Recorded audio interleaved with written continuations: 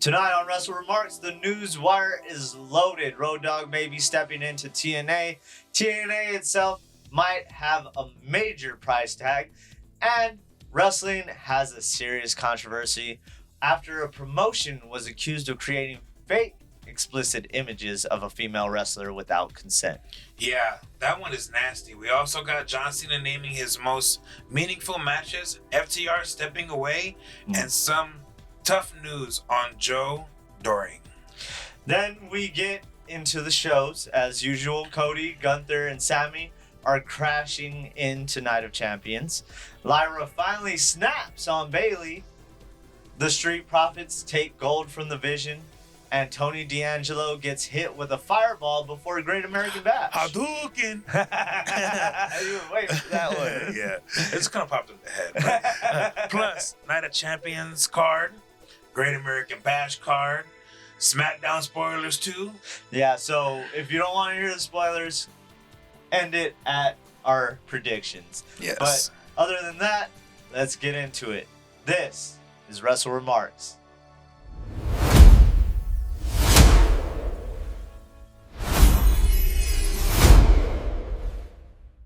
Ladies and gentlemen, boys and girls, marks of all ages, welcome back to the Wrestle WreMarks. As always, I'm your host, Chris. And I'm Pat.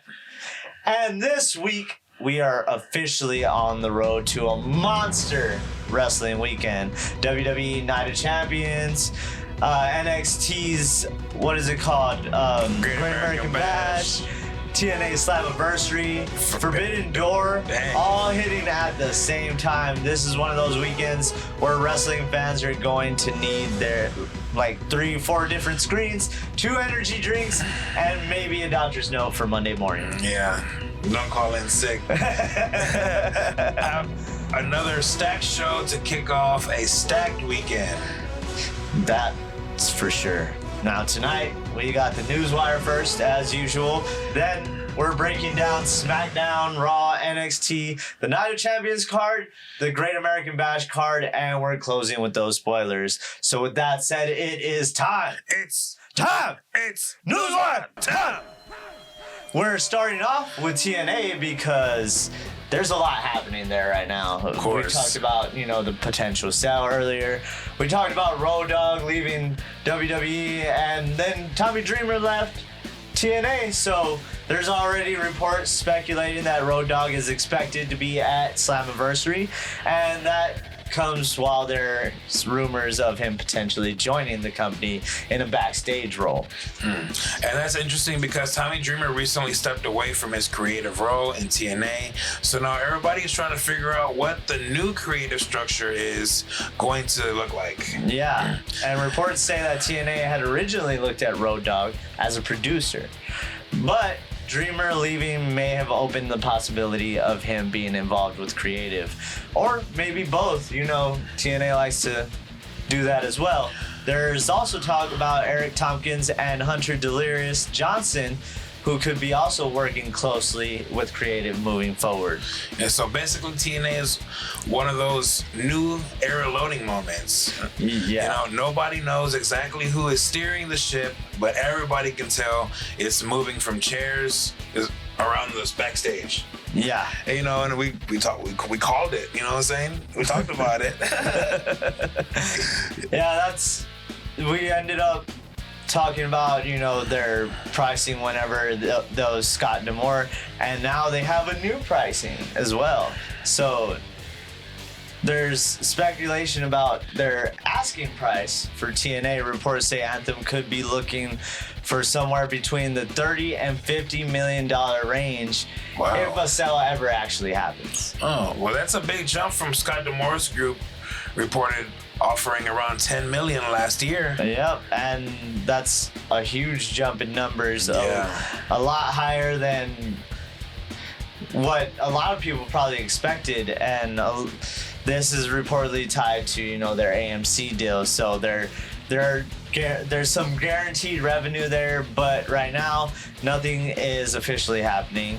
It's just speculation, but with cuts happening, leadership shifting, and Slammiversary coming up, TNA is definitely a company to watch right now, and there's a lot of eyes there trying to see what's going to happen next. Yeah, and if Road Dogg does come in, that NXT and TNA partnership relationship gets even more interesting, because if you already got someone with WWE ties helping creative, that partnership could get smoother. Yeah, and they're huge friends. I mean, if you're working with NXT, you're working with Shawn Michaels. Yeah, exactly. So they already know each other. I'm sure they would bounce ideas off of each other, but that all remains to be seen, because we don't know if he will be in that echelon of creative or producer or what he's going to do. But if he's going to be at Slammiversary, I would think that he's going to have something, because speaking of that,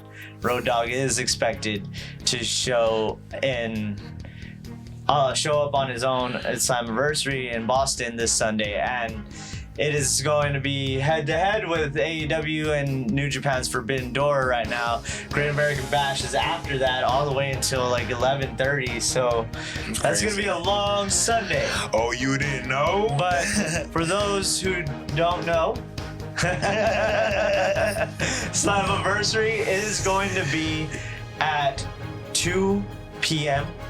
Then Forbidden Door will start, I believe, at 4 is what it was. I could be wrong. You might want to cross-reference that. But I know for sure Great American Bash is at 8:30 and Slammiversary is at 2.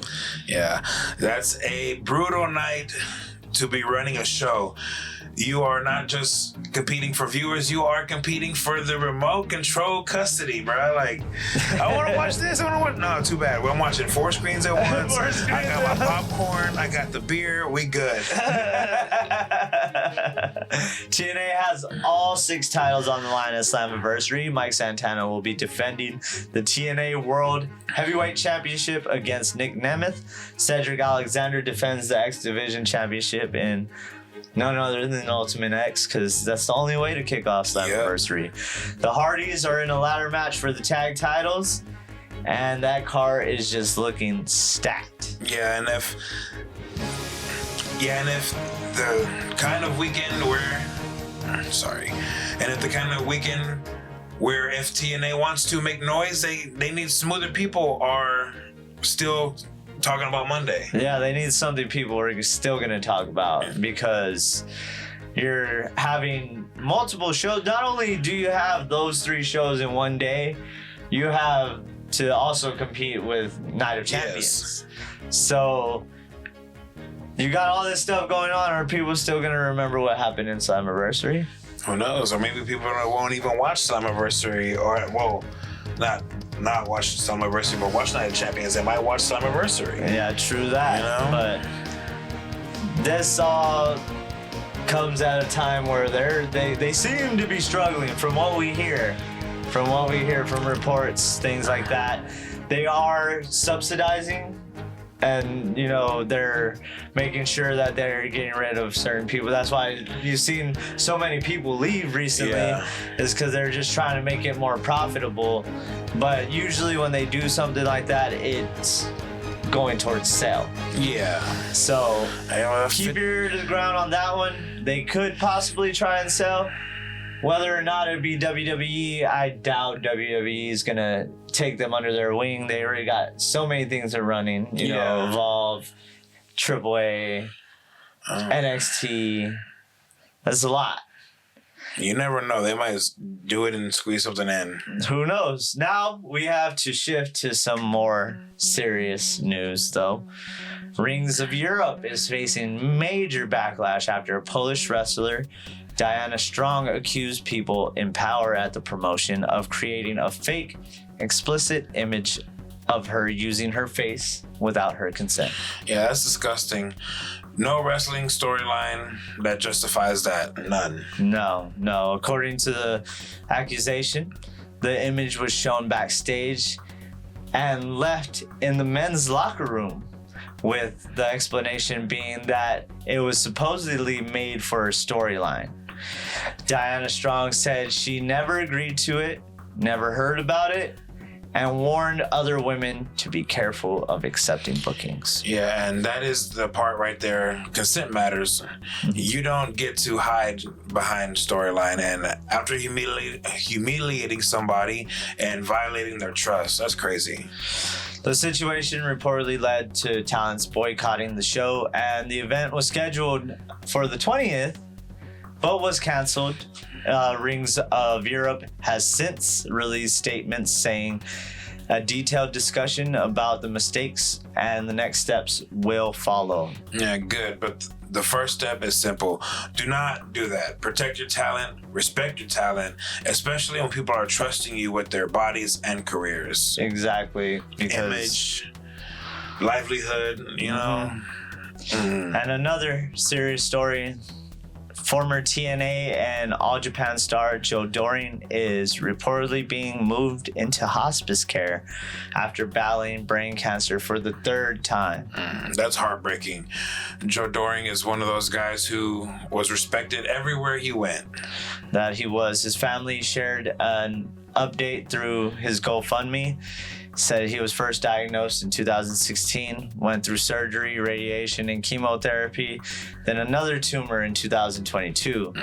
He stepped away from wrestling after that. His family says the tumor grew again, chemotherapy was stopped, and now he's heading towards hospice. Yeah, nothing funny there. Just love to Joe Doering and his family. Wrestling fans can argue all day about booking and belts, but moments like this put things in perspective. It really does, absolutely.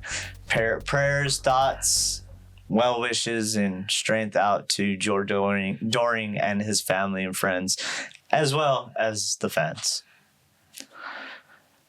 Now moving on to John Cena. Get a little more lighthearted here. Cena was asked about the most meaningful moments or matches, of his career, and he named two: his debut with Kurt Angle and his retirement tour match with AJ Styles in Perth. Yes, the Kurt Angle one makes perfect sense. That was the first step. That's where Cena walked in, slapped the taste out of Angle's mouth. Physically and verbally, he had that ruthless aggression. And the AJ Styles match was special because of the crowd itself. Cena talked about fans calling spots, chanting for different moves, and making the match feel like everybody was in the ring with them. And, you know, little us were just thinking about like, oh, this is crazy to, you know, just even witness this, thinking about years past of Styles being in TNA, never thinking he was going to be there. And they always compared him and Cena that whole time. And it was just a cool thing just to witness for once. Yeah, that's a cool answer, because he didn't just say my biggest match or my biggest title win. He picked the beginning and the moment where the crowd gave him something he had never felt before. For a guy with that many classic matches, that does say a lot. Yeah, from a guy who they said will riot if he wins too. He's the GOAT, man. Yeah.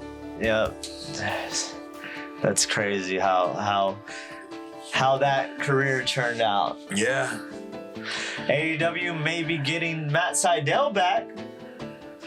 Gotta open that third eye. Sure. Reports say there have been internal discussions about bringing him back for in-ring competition. Yeah, Sydal has been gone from AEW for a long time. Last AEW match was back in May 2024 against Konosuke Takeshita. Yes, thank you for saying that. Because, man, I can't. It's not my fault. It's Jim Cornette's fault.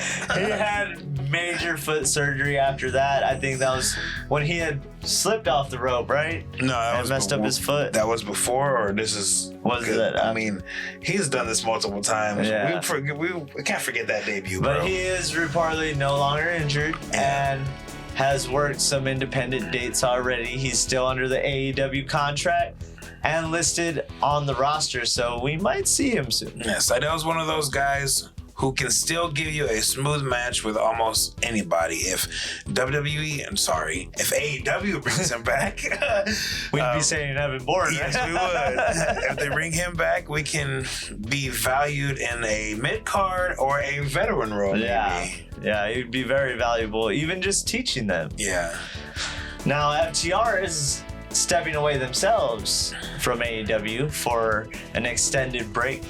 Dex Harwood explained that he and Cash Wheeler have been going nonstop for about 12 years now. Yeah, and Dex listed injuries like he was reading a grocery list from hell.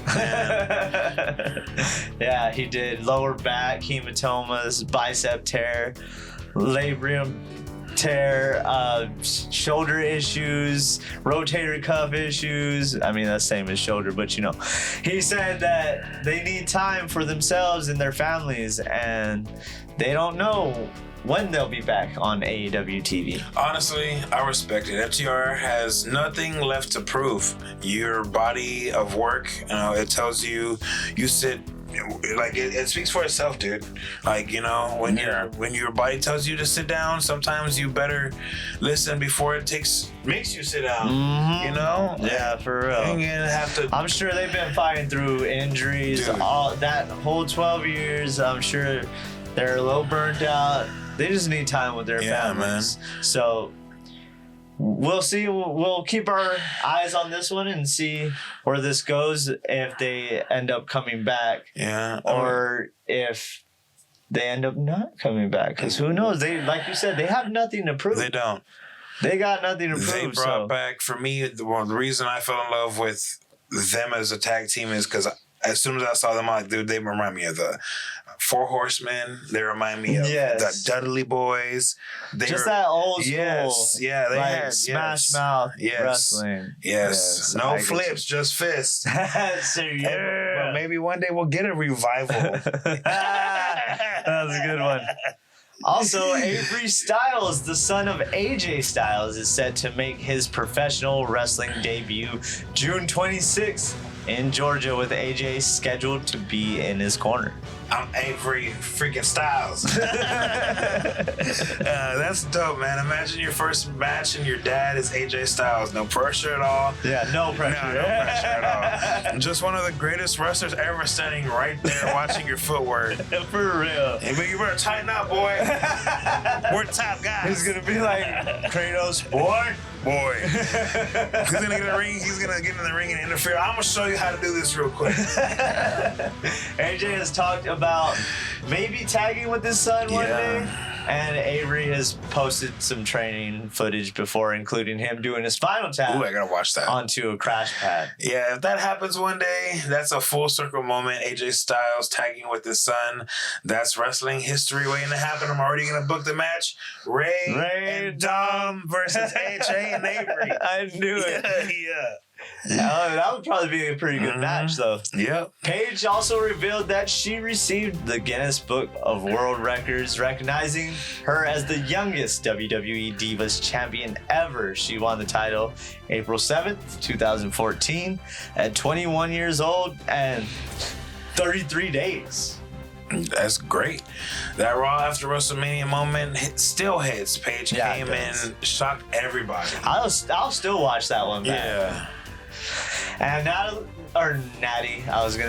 Natalia also received recognition herself for the most submission victories by any WWE superstar, male or female. That was great. Two women from very different eras of the division getting their flowers. That is cool to see. Yeah, it is. And for Natty to be male or female, like any superstar is a great thing too. Yeah. Like, that's cool for her.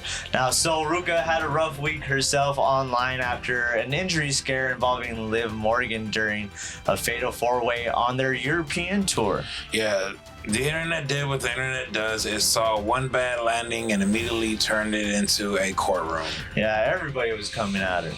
Liv was favoring her leg after Sol came down on it during a crossbody spot, but reports said she was walking better by the end of the night. Sol later blacked out her X account and made it private, after getting backlash from a ton of fans. Yeah, look, if anybody is reckless, you can discuss that, but harassing wrestlers online helps nobody. Accidents happen in wrestling, and nothing about that spot was reckless. I mean, like you said, It looked like Liv just wasn't in her spot. Yeah, exactly. But that's just from me looking at the video, so I'm not too sure. But like you said, stuff happens. Yeah, bro. It's not like she intentionally tried to hurt Liv Morgan. Yeah. People just need to chill out. But WWE is still clearly behind Soul. She cut a promo on Raw talking about being unapologetically herself and pushing through failure. I just think that she just needs to let that crap get to her. I'm sure that it happens all the time. Yeah. AEW Women's Owen Hart tournament is reportedly went through several plan changes. The final is now Mercedes Moné versus Maya World at Forbidden Door, but reports say that wasn't the original plan. Sounds like injuries and creative changes hit that bracket hard. Yeah, because we talked about Toni Storm getting hurt, and she was planned to win, apparently, due to reports. It was supposed to be Toni Storm. Then Willow Nightingale was in the mix before she got injured. And Mercedes Moné replaced Willow, while Maya World replaced Saray. Or Saray, this is how you say it, right? Saraya? No, not Saraya. Saray. I thought it was Saray. I'm not sure. She used to wrestle in WWE. She had a terrible gimmick. She was like that schoolgirl, anime looking girl. You don't remember in NXT? Yeah, no, it didn't work out. But anyway, she wasn't cleared, so Maya World had to replace her. Dang. So the final we're getting is basically the tournament surviving chaos. Sometimes it creates something better. Sometimes it feels patched together. We'll see what they do with it. Yeah, we'll see. Moné and Maya World, this is a good time for Maya to shine, man. I've been a fan of Maya since the Indies, and you know, she got a lot of good press whenever she came in for, who was it, Tegan Knox that didn't do their thing whenever AEW wanted them to have like a 3-minute match or something like that. But good for Maya, good on her. She's gonna have a big stage today, or not today, Sunday, and I hope she shines. And I do hope she beats Moné, because it's boss time. I mean, I would hate for her to have it twice, because she won the one last year. Yeah, okay. Well, that makes more sense. Now, Tessa Blanchard has her first wrestling.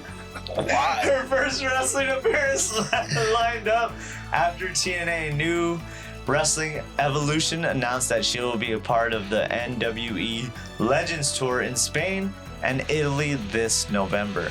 So she's not sitting still. TNA exits happen, and boom, she's overseas booking already, and on the calendar. Yeah, reports say that MLW is not currently involved, and that her TNA situation got complicated because of her CMLL dates, money, and creative work. For now, NWE is the next confirmed stop. Aside from, of course, CMLL, which she's been there for a while now. Yeah. And they were saying that there were more reports coming out that they wanted her to choose between the two, TNA or CMLL, because she was always at CMLL, but she chose CMLL. She lives in Mexico. Her family is there, so I understand that choice. And she was also getting booked more there. Yeah. I mean, I hope that the backlash can go away one day and we see her in a bigger spotlight, man, because she's a really good wrestler. She is. She's a really, really good wrestler. Now, Triple A also had a big moment with Los Perros del Mal reforming. Dogg, the Garzas, Bronco Nima, and Carmen Petrovic all attacked El Grande Americano and revealed Los Pedros del Mal shirts. I was excited to see this. I'm not. They attacked my boy. I'm not excited for this at all. I don't care. I love them. That's a wild lineup. And anytime Los Pedros del Mal gets revisited, especially in TNA, people are going to pay attention. Yeah, they are, especially with the whole El Grande Americano being involved, and especially with the WWE and AAA working together more and more. We see this constantly now. We'll see AAA talent on Raw or SmackDown, and then vice versa. It seems like it's working well for them. And I really like the booking over there. Yeah, El Jefe's doing a great job, bro. El Jefe. El Jefe. Yeah, I like it. I've really enjoyed AAA for years, and using VPNs to watch it. But now with Taker there and a lot of things going on, it feels like it feels bigger than ever. Yeah. I hate that there's a lot of WWE talent being the champs, but I understand that they're just trying to bring views, and then once they hook them with their own talent, that's when they phase out the WWE talent being champion. Yes, as sir. well. Also, Austin Aries is back with gold too. He loves gold. He defeated Blue Panther to win the MLW National Openweight Championship. Yeah, Jacob Cass started. And Jacob Cass. Nice. MLW as a broadcaster. Caught the itch again, and now he's champion. That's wrestling story right there. I mean, shoot, that's my boy. Love me some Jacob Cash. Jacob Cash. Oh man, he said he wants to work, or he wants to take the title on the road and work that championship globally. Yeah, say what you want about Aries, the guy can still go. If he's motivated, MLW has something to work with. They definitely do. And from there, that was your Newswire. Now it's time to get into these recaps because we got a long weekend ahead of us. Yes. So just kick it, relax. We're about to get into the SmackDown hotel. Cody Rhodes versus Gunther and Sami Zayn are as special guest referees. Sounded messy before the bell even rang. Yeah, it did. They had that. They've been having arguments back and forth this whole time. And of course, because of that, this one got messy pretty fast. Yeah. Gunther was chopping Cody down. Cody kept fighting back. And Sami tried to call it down the middle. I guess he tried, right? He tried. Give him a star for that. A participation trophy. But the whole match turned on its head when Cody hit the crossroads and Sami noticed Gunther's foot was under the bottom rope. Yeah, that was a callback to Clash in Italy, and you could feel Cody thinking, not this again. Well, duh, it's a rule, homie. He was pretty frustrated, huh? You can see it on Cody's face. He was getting mad at Sami. Gunther put Cody in a sleeper. Sami pulled Gunther off. Gunther shoved him. Sami slapped Gunther. And Gunther powerbombed Sami. Poor Sami. He's the last real good guy, man. At that point, the referee has become part of the match in the worst way, man. He did a great ref bump. Oh, yeah. I guess if you've had experience bumping for years, yes, you can get a good ref bump. But another ref came down after that. Cody and Gunther kept going. But Sami eventually pulled the second referee out of the ring when Gunther and Cody, or had Cody beat with the powerbomb. Mm-hmm. Sami kicks Gunther's hands off the ropes as Cody goes for the sunset flip and gets the fast count. Yeah, kind of like that one time we were playing the game on stream. Oh, hell no. That's what I thought about. You're an ass that for that count one. was so fast, it needed a speeding ticket. 1, 2, 3. Cody retained, but nobody was happy. Nick Aldis was furious. Gunther was furious. Sami was just spiraling as he's been doing these past few weeks. And Cody said he didn't want to leave the crowd like that. So Aldis approved for an immediate rematch. You saw how he came back from Cody Rhodes and pulled the hat backwards and was Raheem? Yeah, and that lasted about 5 minutes before Sami hit Gunther with the haluva kick, causing the disqualification. That was a hell of a kick. It was. Then Sami grabbed the WWE title, punched the referee, talked trash to Gunther, and accidentally hit Cody with the championship after. I mean, accidentally, okay. That man is not okay, though. Right. He really is spiraling. Yeah, he is. Later, Cody told Aldis there was only one solution. Cody versus Gunther versus Sami Zayn at Night of Champions for the Undisputed WWE Championship. Honestly, that's the right match. Cody wants to beat both men. Gunther has a real gripe. Sami is crashing out. Put all three of them in the ring and let the chaos sort itself out. Yep, that's all you can do at this point. Jade Cargill also made it clear that she wants Tiffany Stratton's Women's United States Championship at Night of Champions. And Jade is walking around with B-Fab and Michin like she runs the division now. I mean, they kind of do. They kind of do. They've been taking everybody out. She bragged about injuring Rhea Ripley. Messed up. And said Night of Champions needed star power.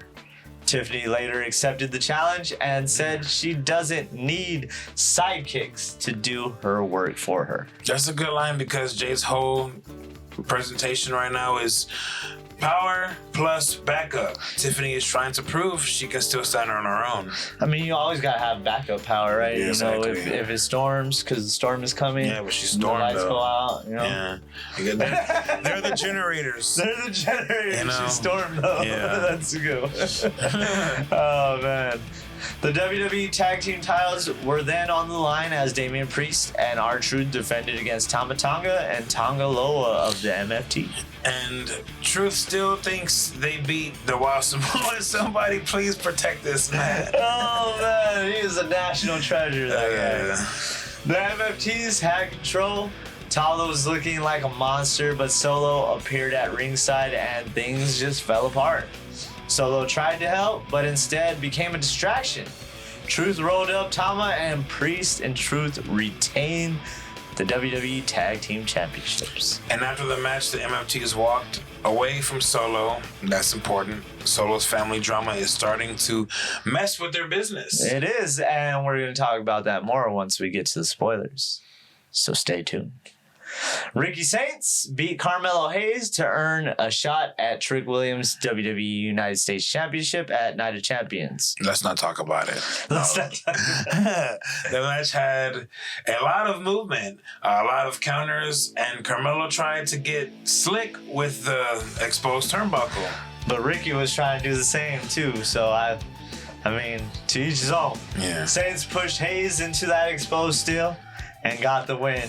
Trick Williams versus Ricky Saints is now official. Yes, sir. That's a fresh U.S. title match. Trick has the title. Saints has the momentum. That should be a fun one. Definitely should. I mean, they already have chemistry. You know what I'm saying? And they can go jab for jab on the mic, too. Exactly. I love it. Jey Uso defeated Siobhan Evans. Boo! In the King of the Ring semifinal. Boo! Siobhan looked good, though. Yeah, he did. He had Jey in trouble more than once. He hit that Spanish fly, the red dot, and kept fighting, even with Jey targeting those ribs. But Jey hit that spear and a Uso splash to advance. And after the match, Jey helped him up and raised his hand. That was the right move. Javon lost, but he didn't feel burned. But you know what I think about that whole entire situation about Jey winning? 4 letters, 1 word. He's gonna win it. He better not. He's gonna win it. Lame. We'll talk about it more once we get to the predictions. Let's not talk about it. The Queen of the Ring semifinal had Liv Morgan beat Charlotte Flair by submission. Talk about chef's kiss, bro. This match was great. I loved how Flair kept on getting out of that half crab, right? It was a half crab. Half crab, yeah. And Liv just kept cinching it in. Yeah, I told Olga, I said, no matter how much you hate her, Liv's doing her job right now. She was chopping her down. She was, but Jade's crew did damage before the match. B-Fab chop blocked Charlotte. I was gonna call her Charlotte. My Mexican was coming out. Charlotte Flair. Jade stomped the knee, and Liv had a target. Yep. From there, that was all she wrote. She targeted that leg and did not let up. Liv worked on the knee the entire match.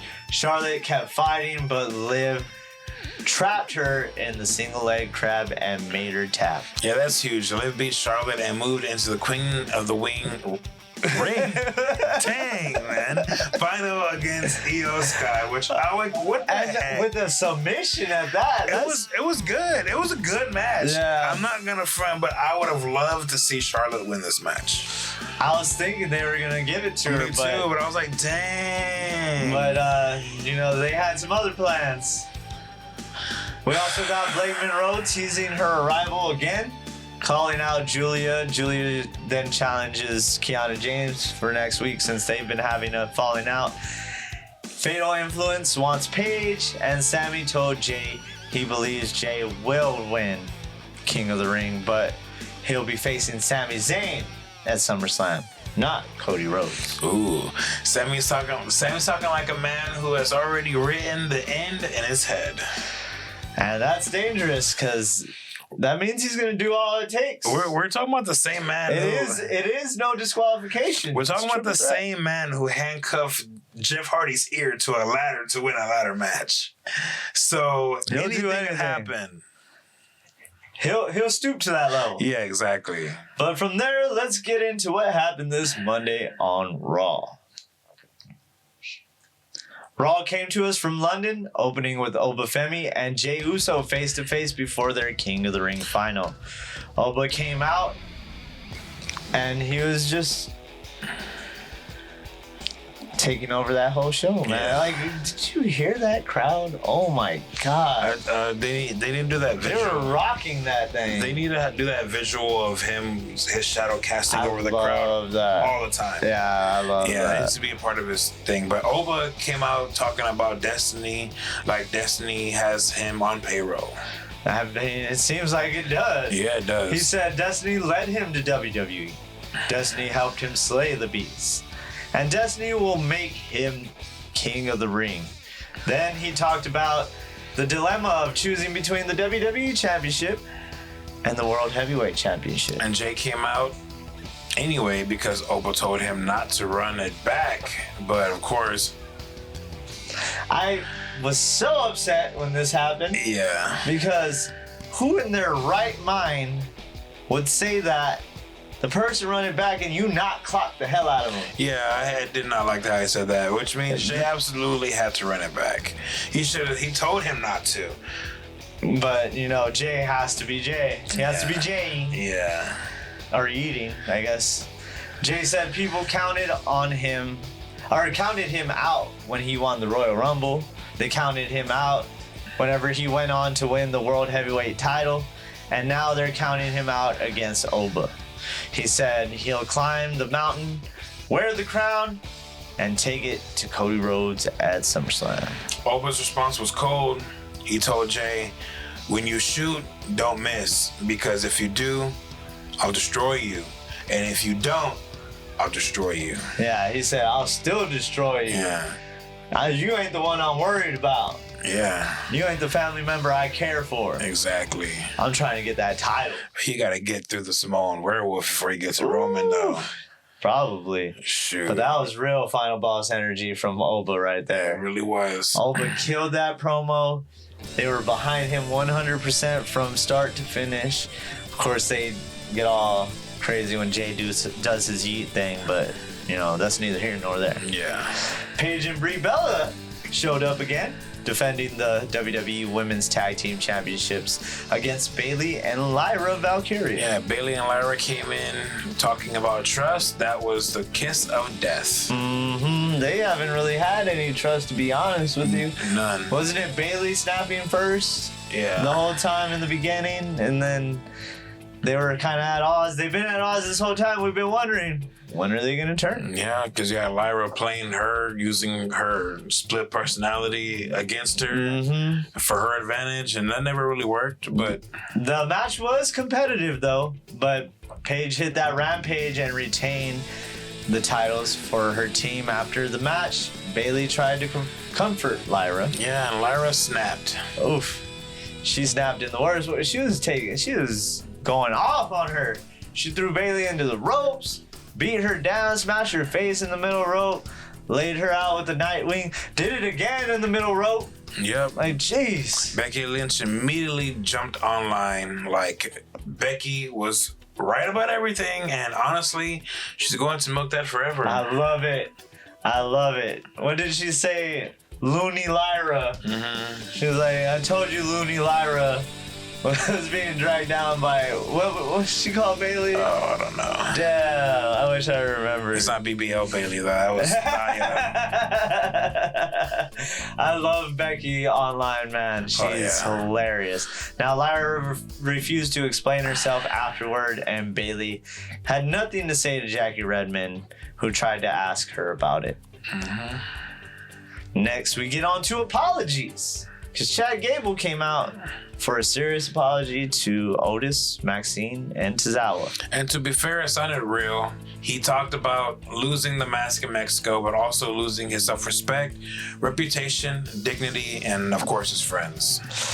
Yep, he apologized to Maxine for how he treated her, apologized to Tozawa for holding him back, and got emotional with Otis, talking about their 20-year friendship. But Maxine was not having it. Not at all.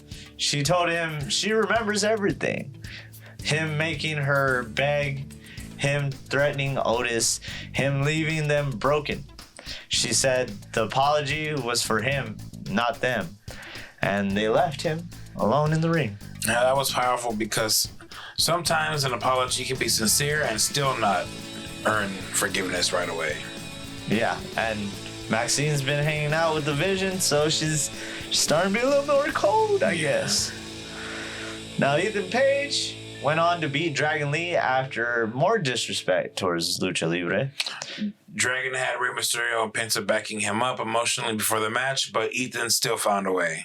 The match had Dragon flying all over the place, but Ethan caught him with an inadvertent low blow situation. I love that. Did you caught that, right? Yeah. Or he acted like he was getting up.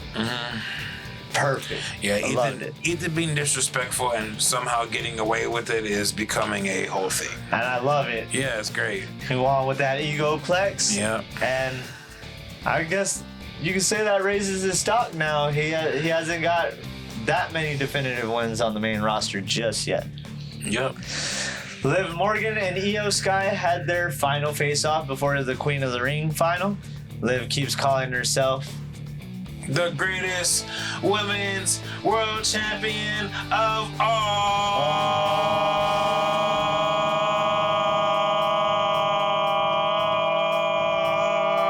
time. That's how you do it, Corey Graves. But like, she's trying to hypnotize the audience into believing it. I mean, maybe that's what her little swirl on her splash screen for her thing is for. Maybe. They're trying to hypnotize the audience. She said she'll be Io, become the first women's world champion to win King of the Ring, then embarrass Rhea Ripley at SummerSlam and take her title again. Io asked if the crown would fit on Liv's big head. Then started talking crap in Japanese. It's funny though, because I think Io has a bigger head than Liv. Oh, that's hilarious. Well, like physically. Yes. You know? Yes. Liv tried to sucker punch her, but Io fought back and hit the springboard missile drop kick. That thing is heating up.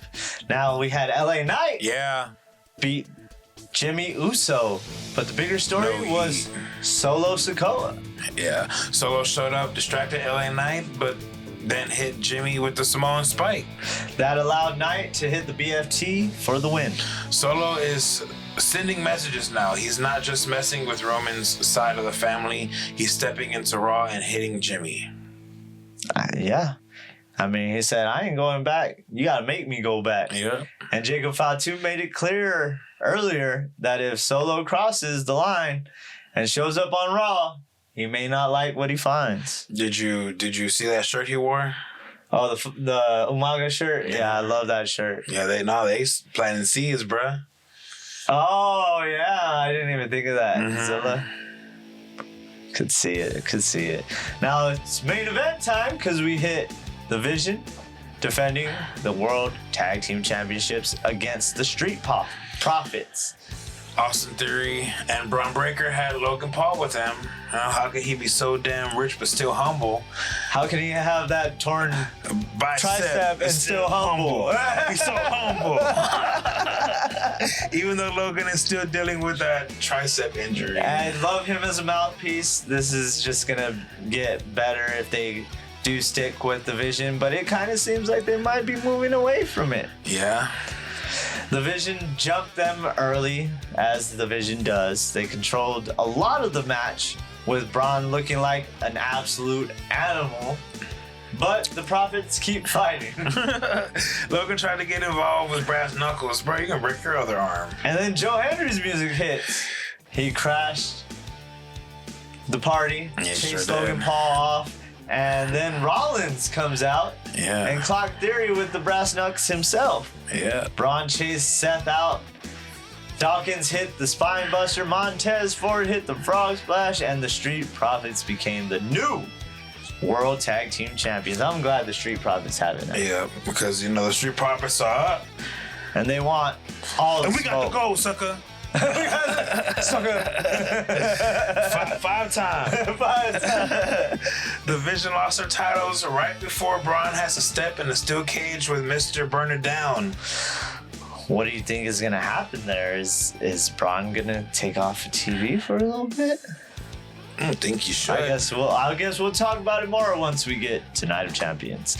But Seth said that in his sit-down interview that if he beats Braun at Night of Champions, he can finally put the Vision behind him and move on to getting back the title he never lost. Yeah, that steel cage match feels personal, but Braun is not just another opponent. Braun is the wall Seth has to break through. And I don't think he can. Nah. He shouldn't, at least. He shouldn't. They shouldn't have him, but we'll find out this Saturday. But with that said, let's get into NXT, because NXT got a damn pay-per-view this weekend too. So we got to get into that as we're leading up to, I was going to say Bash at the Beach again. Great American Bash. Y'all better do Bash at the Beach, damn it. For real. And this show opened up with Tony D'Angelo looking for Naraku, which is never a good sign. If you are looking for the mysterious demon man, in the parking lot of all places, your night's already cooked, bruh. Yeah. We had the first match of Aaron Rourke defending the WWE Evolve Championship against Tristan Angels. And I quite enjoyed this match. Yeah. Tristan kept targeting the shoulder, and Shiloh Hill's presence played into the match because... The laugh. Yeah, that was hilarious. Shiloh!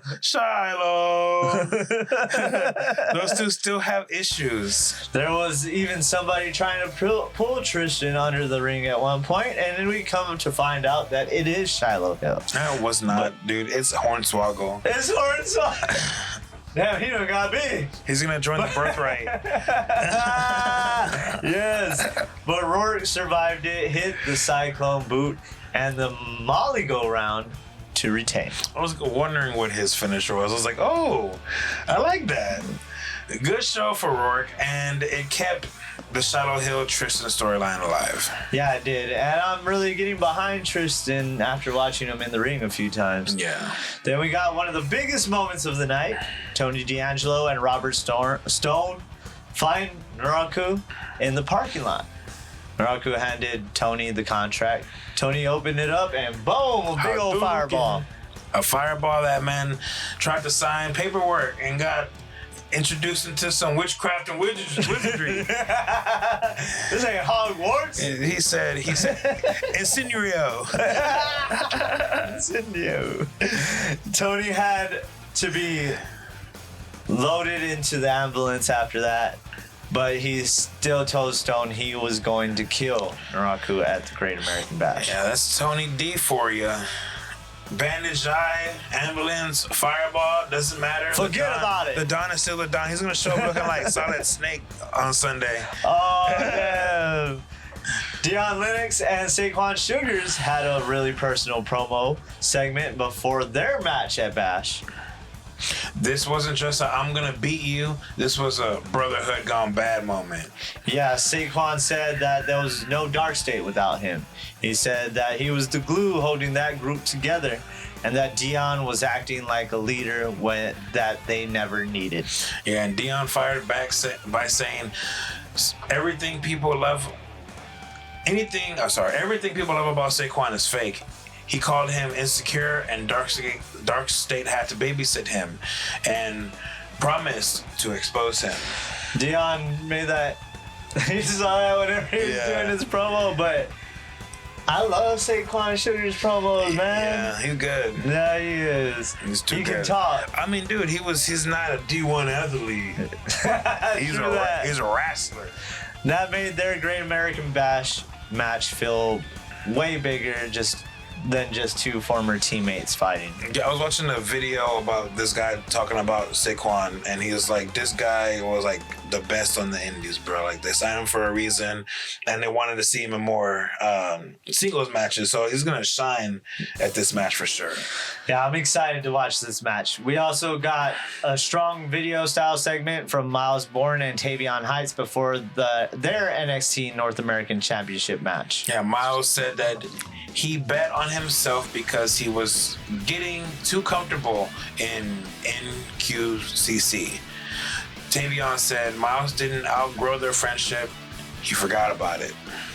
Tavion said he's going to be selfish at the Bash and prove he is exactly who he says he is. Yeah, that match has real emotion because it's not just a title versus challenger. It's former partners with one guy feeling left behind. Yeah, and that's kind of the same for Saquon and Deion. Yeah. But this one has more history behind it. We've been following NQCC for a while.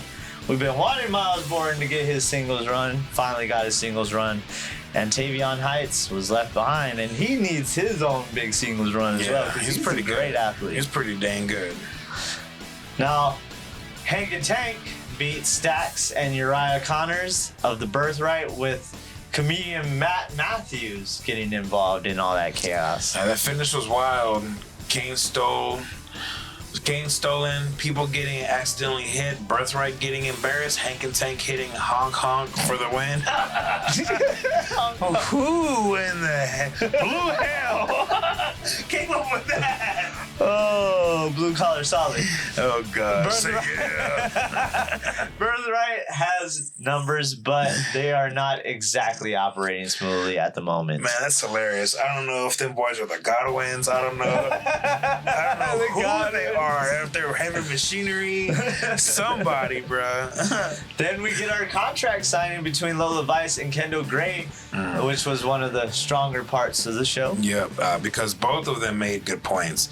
Kendall wanted redemption. Lola says redemption is not happening at her expense, bruh. Nah. Lola talked about coming into WWE with hype, humbling herself, starting from scratch, and earning the NXT Women's Championship. Kendall Gray said that the lights have been the brightest she's felt. But that all changes come Great American Bash. Yeah, and Lola basically told her, which I loved, you're the future. You will be champion one day, and you will push this division further, but not while I'm champion.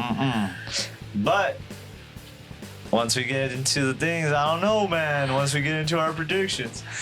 But that was exactly how you want a championship contract signing to feel. You got respect, tension, with both women believing they can win. Yeah. Next, we got Keanu Carver just throwing dudes again.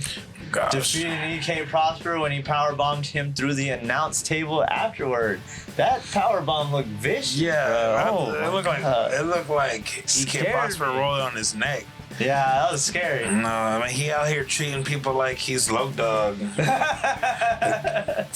Do we have a pop? Yeah, Keanu is a menace. He even when he wins, he acts like the match didn't satisfy him. He's like, nah, I need more. Yeah.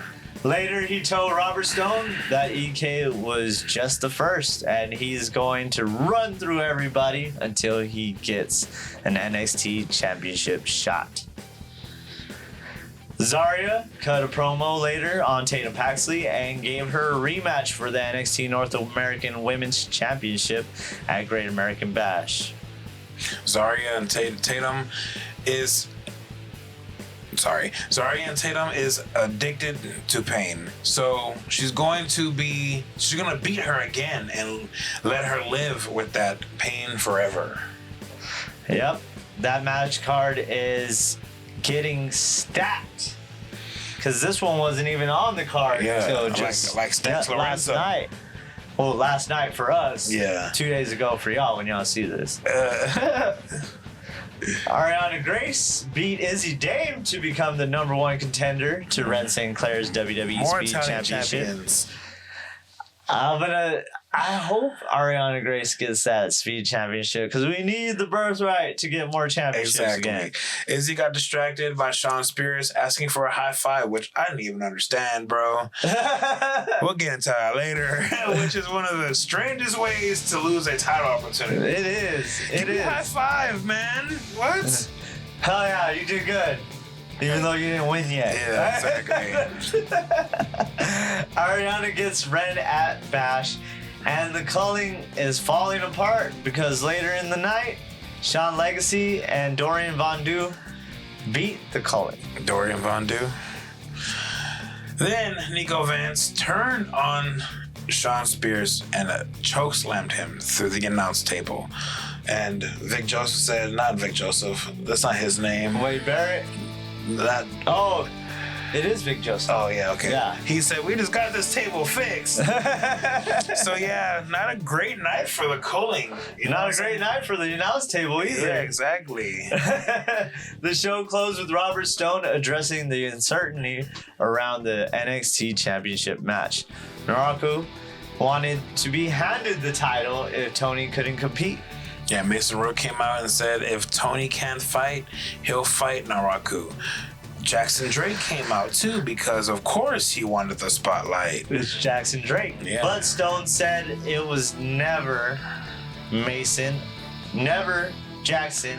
It was always Tony D'Angelo. And Tony came out with the eye bandage, still ready to fight. Tony and Naraku brawled. Naraku raked the eye, and Tony stared him down as the show went off the air. That's a perfect go-home visual. The Don is damaged, but he is not dead. I'm just glad you know. Standing tall in the middle of the ring. Exactly. You know who I'm glad it wasn't either? Because he said it wasn't Mason, and it wasn't Jackson Drake, and grateful it wasn't Cam. That's too bad. Every time he's on there, it's lights, cam, action. Oh, no. No, sir. But with that said, that is the wrap on NXT. Now let's get into your Night of Champions card and the predictions. We ain't doing predictions. We're doing spoilers. Last time you did a spoiler, it didn't happen. I don't care about the. You know what? I blame Danhausen, all right? I blame Dan. No one told you to uncurse the next, dog. I mean, they paid him to uncurse the names. I don't know how many human monies, but it had to be a lot. He's very evil. He's not very nice. Well, let's run this down, Chris. All right, Seth Rollins will be taking on Braun Breaker in that steel cage match. I'm excited for this one. Braun Breaker wins because Bronson Reed climbs the cage and bam, tsunami. That's how he wins. Seth Rollins wins because Braun Breaker spears him through the cage. Oh, that'd be nice too. Nah, I was just bullshitting. But I think Braun is gonna win. This is the best way to kind of solidify his run in singles, because I would imagine since they lost the titles, they're eventually gonna start going singles. Hopefully, I don't know. I'm not too sure on where they're gonna be going with the Vision now. Everybody keeps on getting hurt. Things keep happening. The hurt business. But yeah, I go with Braun as well. I'm going with Braun. But that visual of Seth winning and being speared through would be beautiful. Trick Williams versus Ricky Sainz for the WWE United States Championship. Let's talk about it. We're talking about how Ricky's not gonna win and Tricky is gonna retain. Tricky and Ricky. Oh man, but I don't know, man. You think Ricky has something up his sleeve? I mean, who knows? Or anything could happen. Let's say that Mello gets involved. Lil Yachty gets involved, so Mello gets involved, and when Mello gets involved, that's when Trick falls. Yeah, and then we're gonna get a triple threat at SummerSlam. That could be the. I don't know. We'll see. I want Trick to win though. I want him to hold that title for a while. I want Trick to win, but I wouldn't be mad if Ricky won either. But I guess I'll go with he's Trick. Absolute, bro. I guess I'll go with Trick on this one though. Yes. We also got Tiffany Stratton versus Jade Cargill for the Women's United States Championship. Is this the time that Jade takes that title? I mean, maybe. Have you really cared for Tiffy's run so far? Hell no. Yeah, there hasn't been too many notable times where she's not given defended that title. A damn about this title reign at all, dude. It's been mediocre. It's storm time. Yeah. But I also want Jade to lose because she just came off of winning the championship. And you know what I'm saying? Yeah. I get what you mean. I don't want to look at it as a demotion because, accolades are accolades. You know, but I mean, Jade's trying to become Grand Slam champ. I mean, but I'd rather see Jade as champ. So I'm going to go with Jade, bro. Yeah, I think Jade wins this one. I'm sure the baddies play some kind of part in it. Yeah. And someone might come out for Chelsea might come out to help Tiffy. True. So she might have some help, but I think it still tilts towards Jade.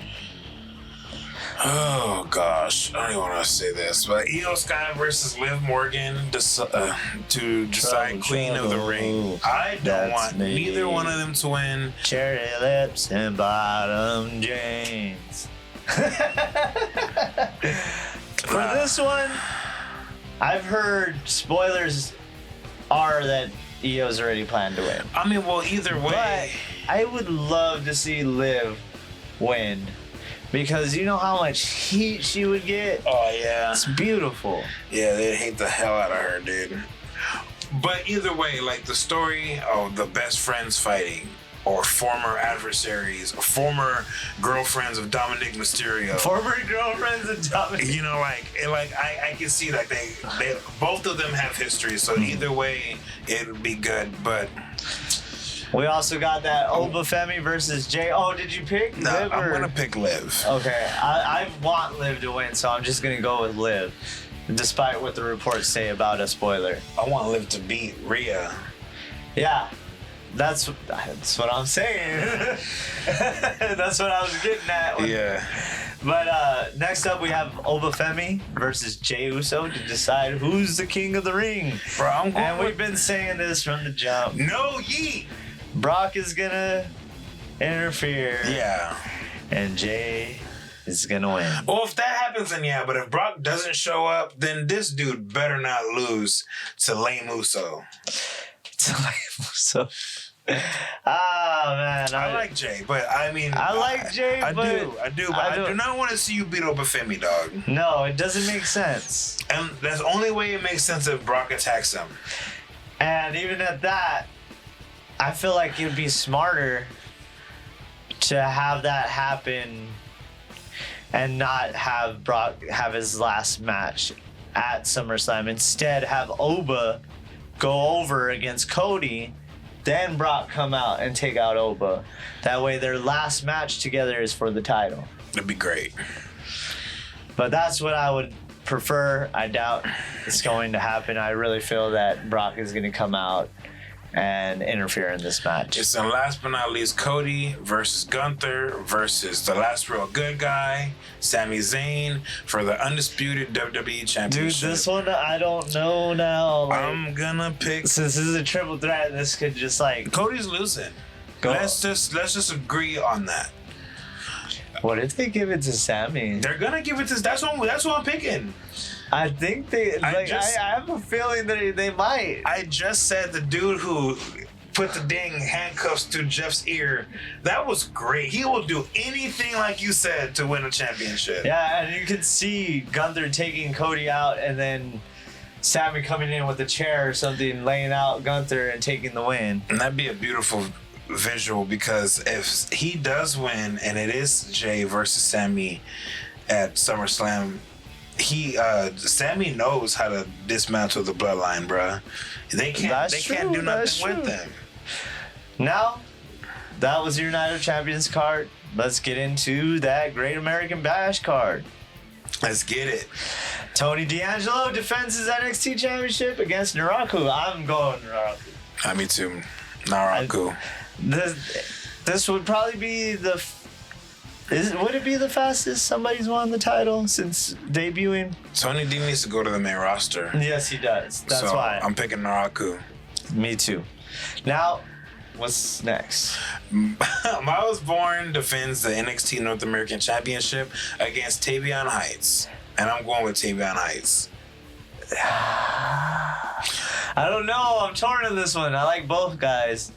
I would love Tavion to win it, but no, Bourne has held it for a while, right? He's had it for a while. Yeah, give it to Tavion. Yep. Screw it. Let's go with Tavion.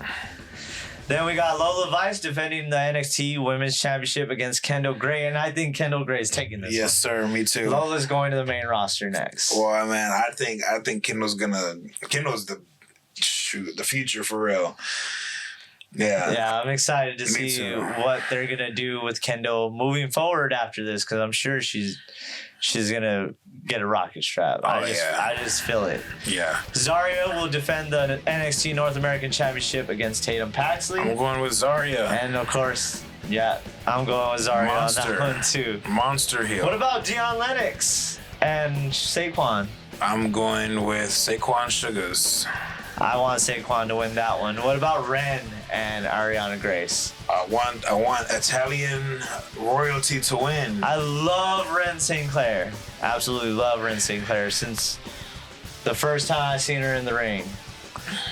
And she's so entertaining, but she's harboring that injury as well. So I feel like Ariana Grace is going to target that. She's going to take that win, and she's going to be the next Speed champion. Santino Jr. Shiloh Hill will be taking on Tristan Angels. I thought maybe this thing would have some kind of stipulation given how Shiloh Hill is, but yes, boy. I guess I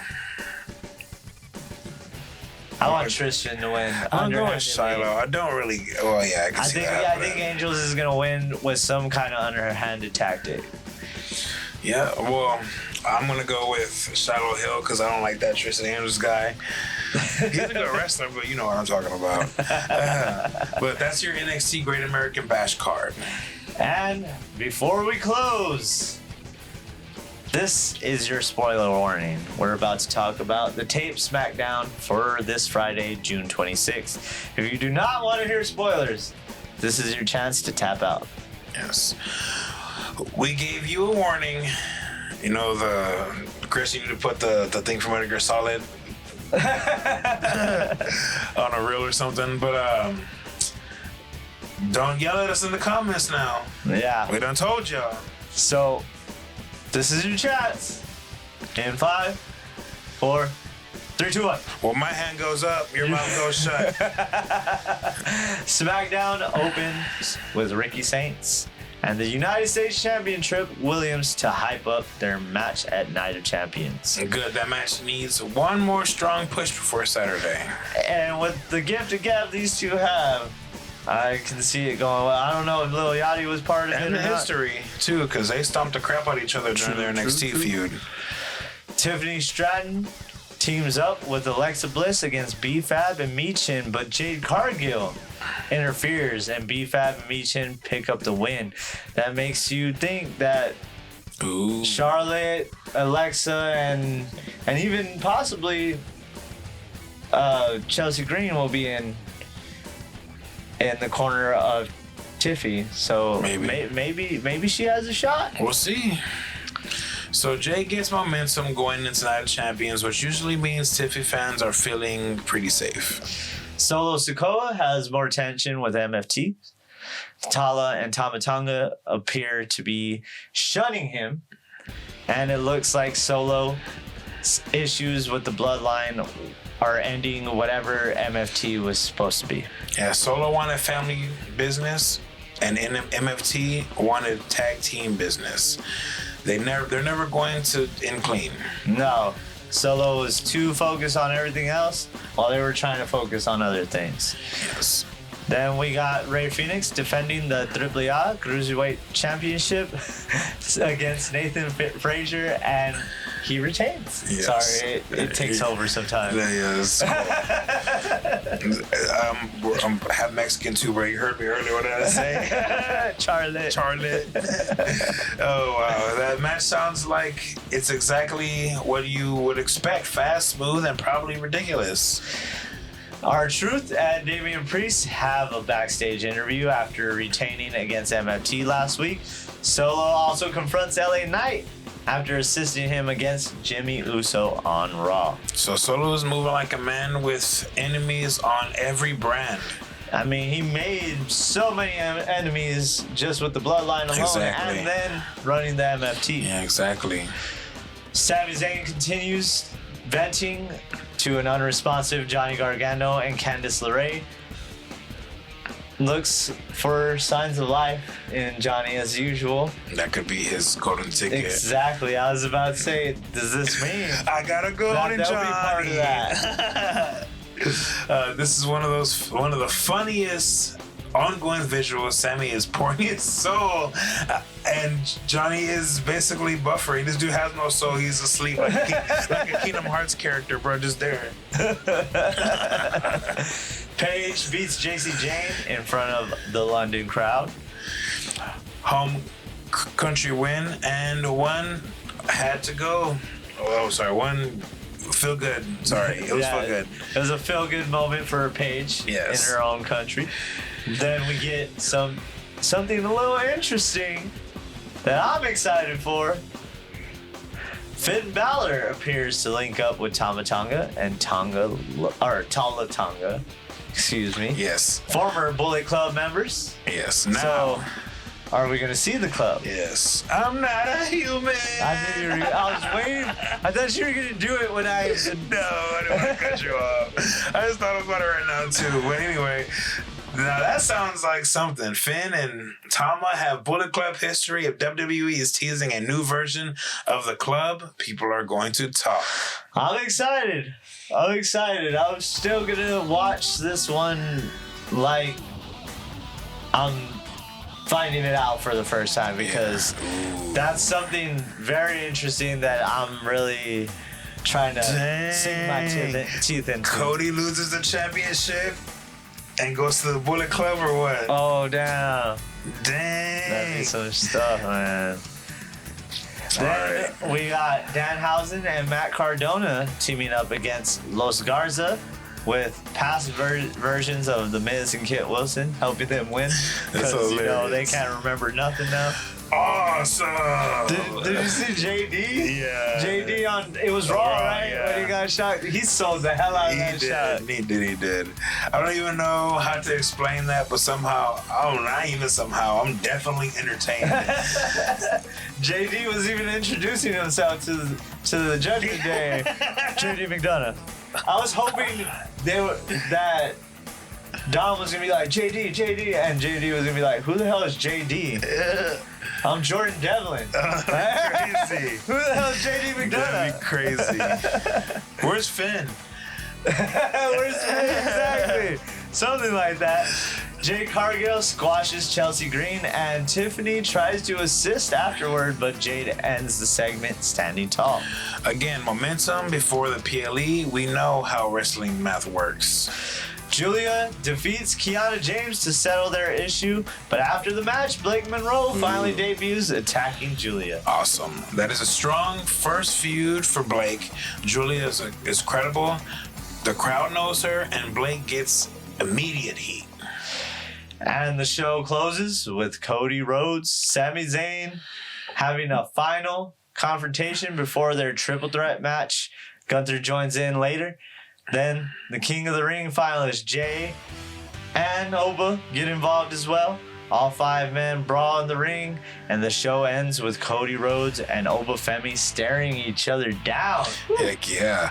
That is very interesting. Final image before Night of Champions. Interesting indeed. Indeed.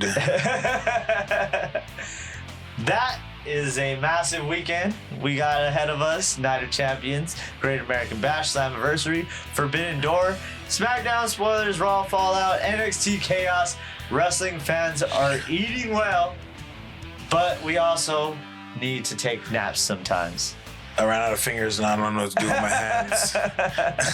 This is one of those weekends where you finish watching one of those shows and another one and another one. And you can't forget about Triple I every Saturday as well. Is this already halfway through a title match, bruh? And then you also have Forbidden Door that's going to be still running during Slammiversary, so you will need multiple screens if you're going to want to watch them all. Yes, sir. I'm watching them all. But before we get out of here, make sure you like, comment, subscribe, follow us on all platforms, and let us know what match you're most excited about for this weekend. And tell us who you got. King of the Ring, Queen of the Ring, Cody, Gunther, Sami, Tony Naraku, Danhausen, Miz, whoever. Drop all your picks. Yes, and kick that like button. Well, that is going to do it for this week's episode of Wrestle WreMarks. For Pat, I'm Chris, and this was your Wrestle WreMarks.